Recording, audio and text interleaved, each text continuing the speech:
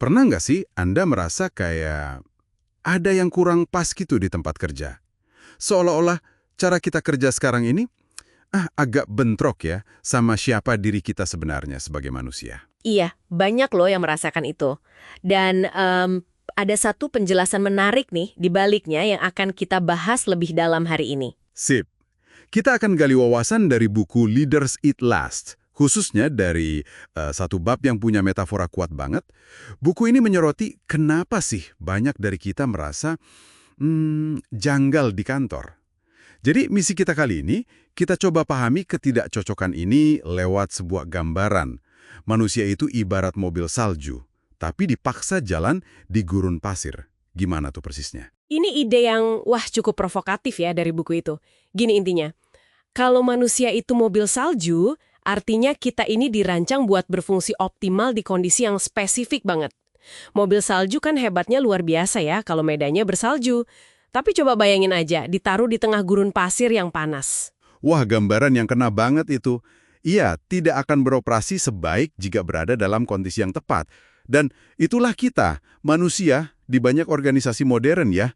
Kita ini dirancang untuk salju, lingkungan yang isinya kepercayaan, kerjasama, rasa aman. Buku ini nyebutnya lingkaran keselamatan atau circle of safety.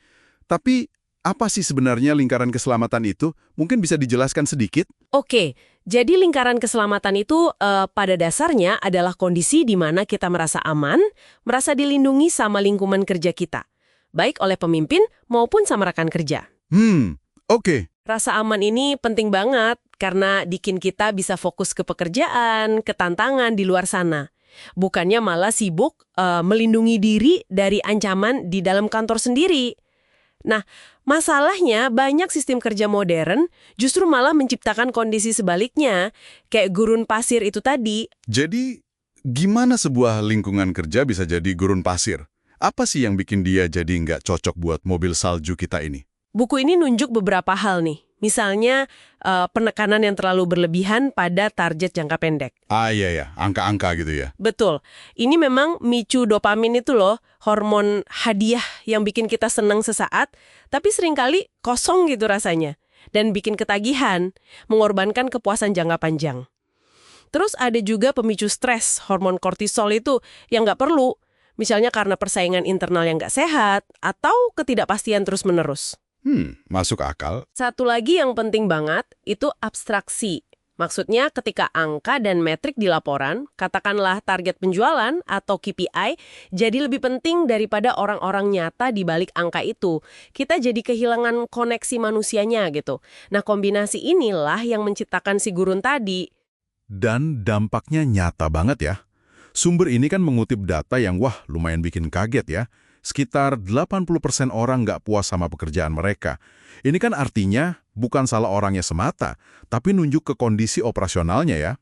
Si gurun ini benar-benar menghambat kinerja alami mobil salju kita. Iya, betul. Dan yang menarik lagi, reaksi umum ketika kinerja menurun di gurun ini bukannya memperbaiki lingkungannya, apa coba yang sering dilakuin pemimpin? Buku itu bilang pemimpin malah ngutak-atik mesinnya. Mereka rekrut, pecat, berharap dapat yang pas. Oh, jadi fokusnya malah ke mobil saljunya ya?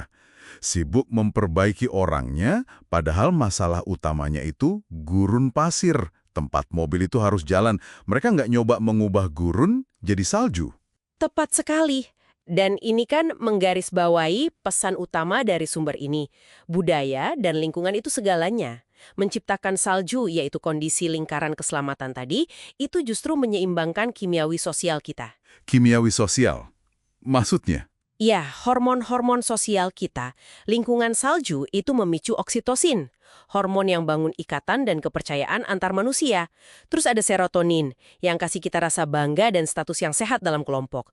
Nah, dalam kondisi salju inilah kita bisa berfungsi optimal, bisa inovasi, merasa terhubung, merasa puas. Bukan sekedar berjalan terpincang-pincang kayak mobil salju di gurun. Oke. Jadi kesimpulan besarnya nih, banyak lingkungan kerja modern itu secara nggak sadar ya mungkin, menempatkan kita, si mobil salju ini, di tengah gurun pasir. Ini menjelaskan kenapa seringkali kemajuan rasanya lambat, kenapa banyak yang merasa nggak puas atau bahkan burnout, dan kenapa potensi terbaik kita sebagai manusia sering nggak keluar. Kita emang nggak dirancang buat gurun, gitu ya? Persis, buku ini benar-benar menekankan betapa krusialnya kondisi atau lingkungan tempat kita beroperasi. Nah, ini mungkin jadi bahan renungan nih buat Anda yang mendengarkan. Kalau Anda lihat lingkungan kerja Anda sekarang, apakah terasa lebih kayak gurun? Atau udah ada elemen saljunya buat sifat alami manusia? Terus perubahan kecil apa mungkin dalam cara interaksi, aturan tak tertulis, atau fokus tim kita yang bisa Anda amati, atau bahkan mungkin Anda pengaruhi, biar sedikit lebih mendukung mobil salju di dalamnya. Sesuatu buat Anda pikirkan lebih lanjut mungkin.